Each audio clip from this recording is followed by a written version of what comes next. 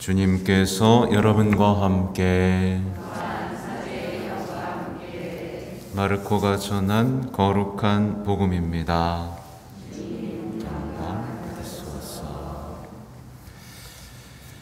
그때 예수님의 어머니와 형제들이 왔다. 그들은 밖에 서서 사람을 보내어 예수님을 불렀다.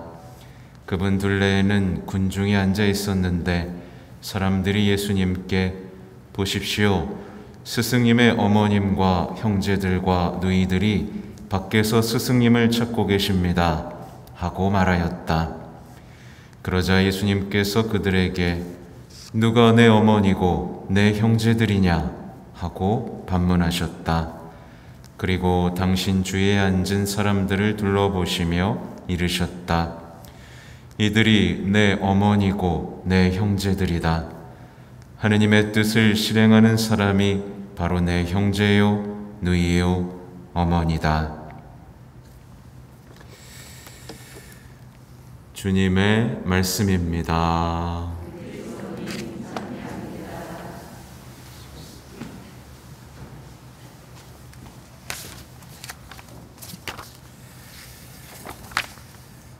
참 예수님, 연휴 잘 쉬셨어요? 네, 가족들하고 싸우지 않고요. 맛있는 것도 많이 드시고요. 네, 오늘이 무척 춥습니다. 네, 아까 말씀드린 대로 오늘은 이제 신심생활 입문을 소개해 드릴 건데, 제가 봤을 때 부끄러워서 안 든 것 같아요. 그죠? 읽은 사람 있죠? 네, 아닌 것 같네. 아무튼 이 신심생활인물 머릿말에는 이런 말이 있습니다. 나는 이 세상 안에서 살아가는 이들, 집안일을 하거나 사회생활을 하는 이들에게 신심을 가르치고 싶습니다. 흔히 이런 이들은 자신의 처지에서는 불가능하다는 구실을 대며 신심생활을 시도하려고 생각조차 하지 않습니다. 네, 이러면서 이제 신심생활을 어떻게 해야 나가야 되는가에 대해서 얘기하는데, 그러니까 초반에 오늘 이제 소개하기 위해서 앞부분을 다시 한번 읽고 정리를 했어요. 저도 오랜만에 이제 들춰봤는데, 보면 이 프란치스코 살레시오는 참된 신심에 대해서 이야기를 합니다. 그러니까 우리 신앙에 분명히 오류가 있죠. 오류가 있고 거짓 신심이 있고 허무한 신심이 있는 거예요. 거기에 대해서 조목조목 따집니다. 특히 이게 제가 보면서 이 연도를 다시 계산해 본 게 있는데, 이 프랑스 분이거든요. 프랑스에서 대략 1567년에 태어나셨어요. 근데 이 100년쯤 후에 누가 태어났느냐? 바로 몽포르의 성 루도비코 성인이 태어난 거죠. 1673년. 이 두 분 다 뭐에 대해서 얘기한 거예요? 참된 신심. 몽포르의 루도비코 성인은 성모님께 대한 참된 신심을 얘기한 겁니다. 그만큼 어땠다는 거예요? 그 당시 상황이 거짓 신심이 많았다는 겁니다. 오류가 많았다는 거예요. 그럼 지금 시대라고 다를까요? 네, 더 심각해졌죠. 신심이 아닌 것들을 신심이라고 붙잡고 있기 때문에 어때요? 열매가 없는 겁니다. 신심 생활을 했는데 성당을 열심히 나오는데도 진보가 없고 완덕은 멀고, 그죠? 이게 다 뭐예요? 거짓 신심이고 오류인 겁니다. 요즘엔 좀 심각해서 방송에서도 거짓 신심을 전파하는 경우가 있게요, 없게요? 있어요. 출판물도 마찬가지입니다. 조심하셔야 돼요. 그래서 아무튼 오늘은 제 강론보다 훨씬 더 성덕이 뛰어나고 아름다운 성인의 글을 소개하고자 합니다. 이 책에서는 이제 필로테아님이라는 표현을 쓰는데, 이 이름은 사실은 마담 드 샤르모아지라고 하는데, 이제 그녀에게 보낸 편지들이 나중에 신심생활인문의 어떤 기초 자료가 됐는데, 성인은 나중에 뭐라고 얘기하냐면 신심생활을 지향하는 모든 이들을 부르는 호칭으로 필로테아님이라고 표현을 하는 것이고, 이 호칭은 하느님께 사랑을 받는 사람, 하느님을 사랑하는 사람이라는 뜻을 가지고 있습니다. 제가 이제 조금씩 읽어드릴게요. 이렇게 나와요. 필로테아님, 그대는 하느님을 진정한 마음으로 섬기려는 사람입니다. 하느님께서 신심생활에 몰두하는 사람들을 보시고 기뻐하시리라 믿으며 신심의 덕을 쌓으려 하기 때문입니다.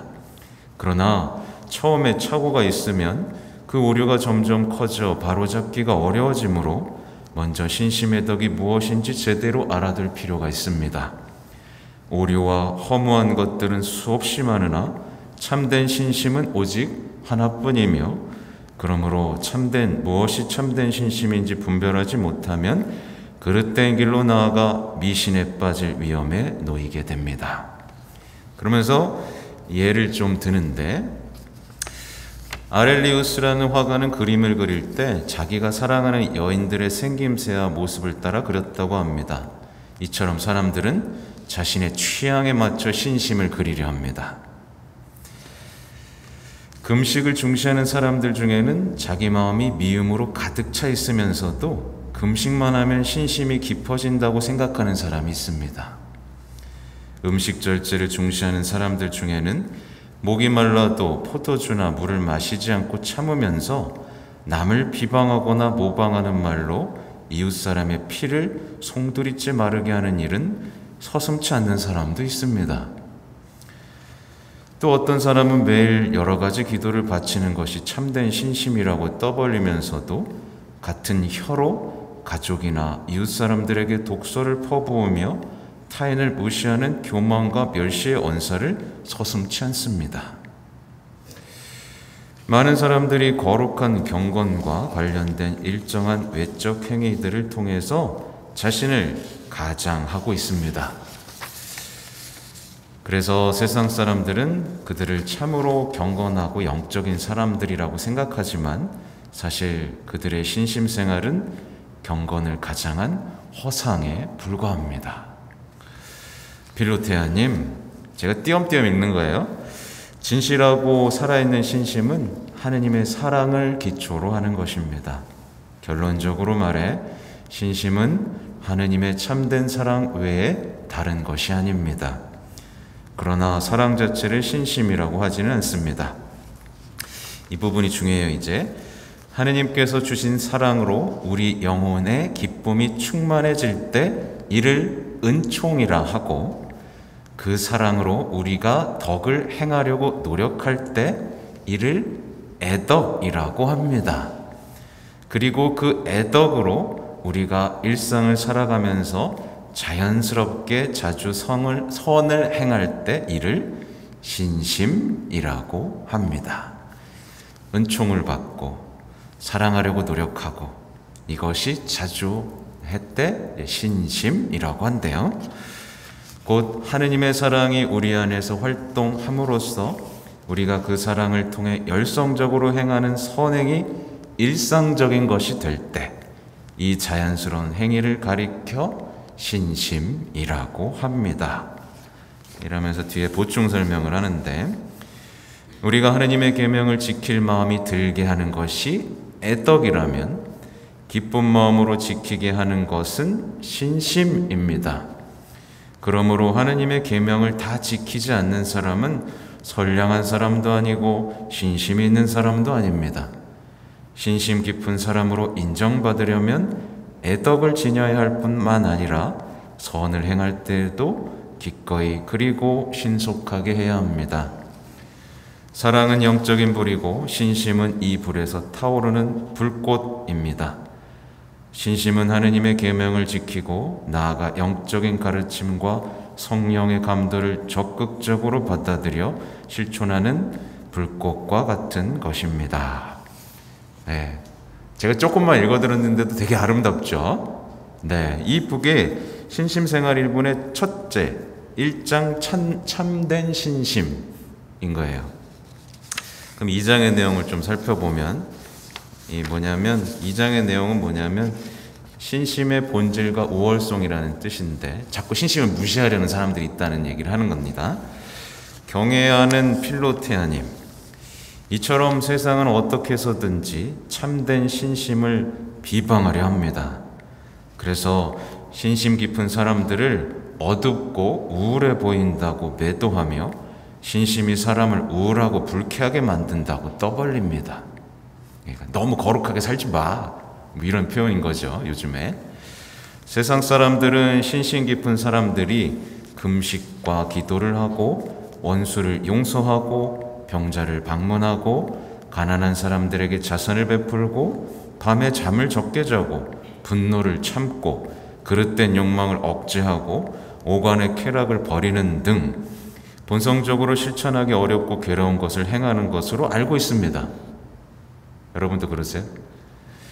세상 사람들은 이 모든 것을 유쾌하고 즐겁고 쉬운 일로 변화시키는 마음속의 신심을 모르기 때문에 그렇습니다.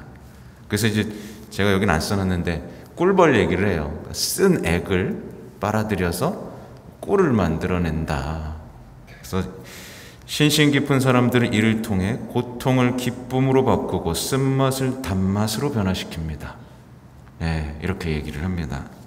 그리고 야곱의 사다리라는 비유를 듭니다. 야곱의 사다리를 생각해 보십시오. 그 사다리가 바로 신심 생활의 상징입니다. 세로로 세운 두 개의 기둥은 하느님의 사랑을 구하는 기도와 그 사랑을 우리에게 전해주는 성사입니다. 또한 두 기둥을 연결하려고 가로지르는 나무는 덕에서 덕으로 옮겨가는 사랑의 계단입니다. 우리는 관상을 통해 하느님의 사랑에 결합하고자 그 사다리를 타고 올라가고 활동을 통해 이웃을 돕고자 내려옵니다. 오르락 내리락, 사랑, 하느님 사랑, 이웃 사랑, 그죠? 그 사다리를 떠올려 보세요. 그들의 머릿속에 담긴 생각에는 하느님을 기쁘게 해드리는 것 외에 불순한 이유와 동기가 전혀 없습니다. 머릿속에는 하느님을 어떻게 하면 기쁘게 해드릴까 입니다. 저도 여기 와서 생각하는 게 뭔지 아세요? 어떻게 하면 여러분을 하느님께로 이끌 수 있을까? 네. 하여튼 뭐 강론이 길어질까봐 그 얘기는 안 하겠습니다. 오늘 아주 중요한 1986년에 성 요한 바오로 2세 교황님께서 사제들에게 쓴 편지를 발견했어요.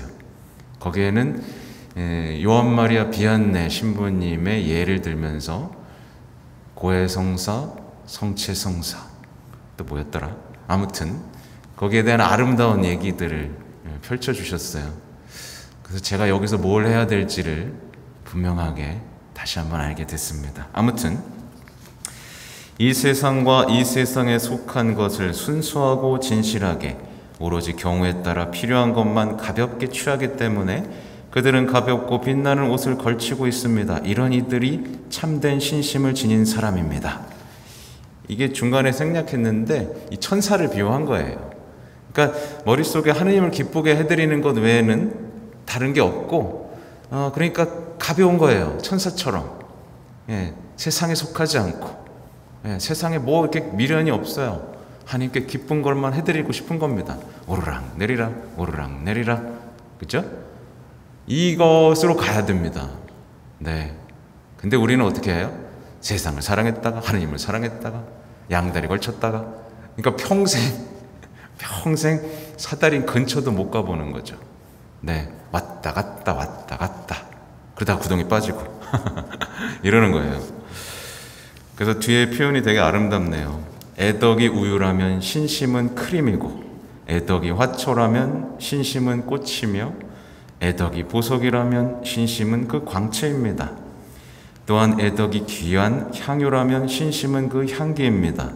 사람에게 힘을 주고 천사에게 기쁨을 주는 감미로운 향기입니다. 네, 이렇게까지 아름답게 신심을 표현하고 있어요. 신심에 대한 오해를 푸는 거죠. 네, 거룩하게 살면 불행해질 거라는 사람들의 엉뚱한 생각들, 생각보다 지금도 많이 있어요. 너무 열심히 하면 어떻게 된다? 못 누린다. 인생을 못 누리고 더 행복해지지 않는다라는 이상한 믿음이 그리스도의 신심 안에 들어와 있죠? 맞죠? 네. 그러면서 이제 마지막 부 제가 3장인데 신심은 모든 소명과 직업에 적합하다. 이게 오늘 지금 소개해드릴 것은 성모일도 독서기도의 오늘 내용이기도 합니다. 읽어드릴게요. 이 내용은 짧게 요약하면 누구나 신심을 추구해야 되고 신심을 추구하면 내가 사는 내 삶의 자리에서 더욱 풍성한 열매를 맺게 된다는 내용이 이제 펼쳐져요. 하나님께서는 만물을 창조하실 때 초목들이 그 종류에 따라 다양한 열매를 맺을 수 있게 해놓으셨습니다. 이와 같이 하나님께서는 교회에 살아있는 나무인 신자들이 그 처지와 직분에 따라 각각 고유한 신심의 열매를 맺기 바라십니다. 임금과 신하, 귀족과 평민, 미혼과 기혼, 그리고 소년과 소녀들이 제각각 처지에 따라 특성 있는 신심의 결실을 보여주어야 합니다.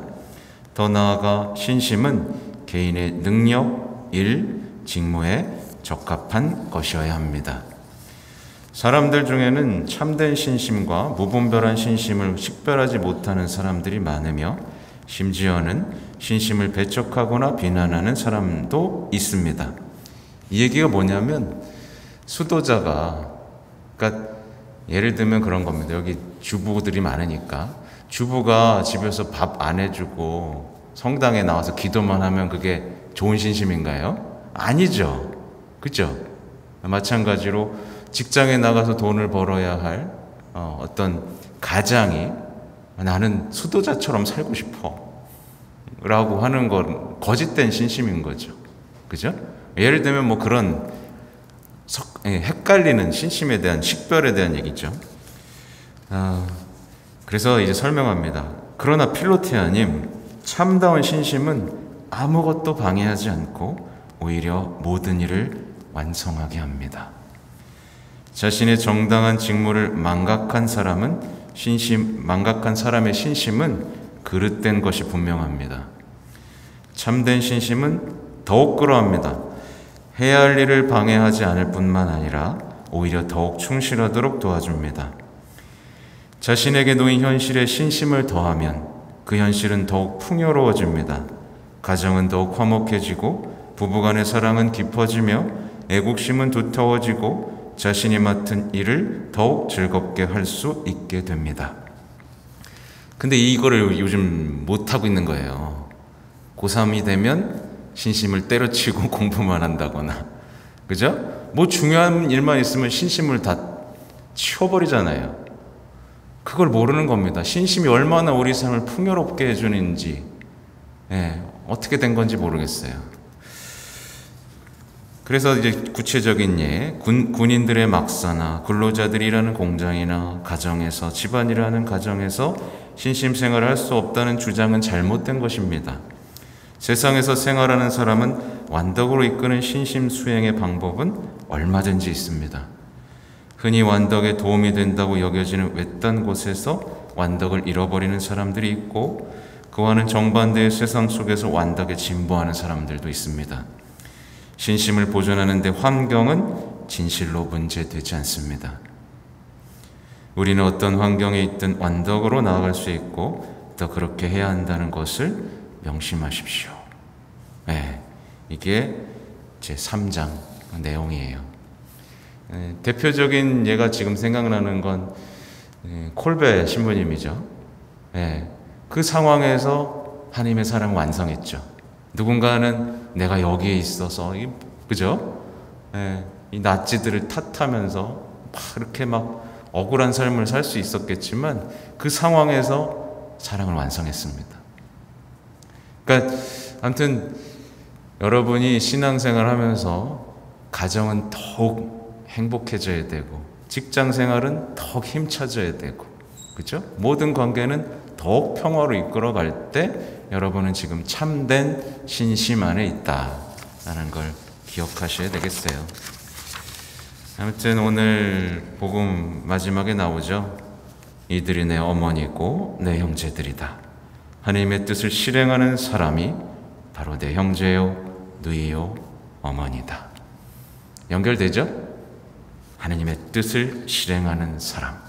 네, 그것이 바로 예수님의 가족이고 참된 신심을 사는 사람이고, 네, 아름다운 신앙인 거죠. 아무튼 오늘 복음은 이제 앞으로 여러 번 볼 기회가 있겠죠. 그때 조금 더 설명을 드리도록 하겠습니다. 아멘.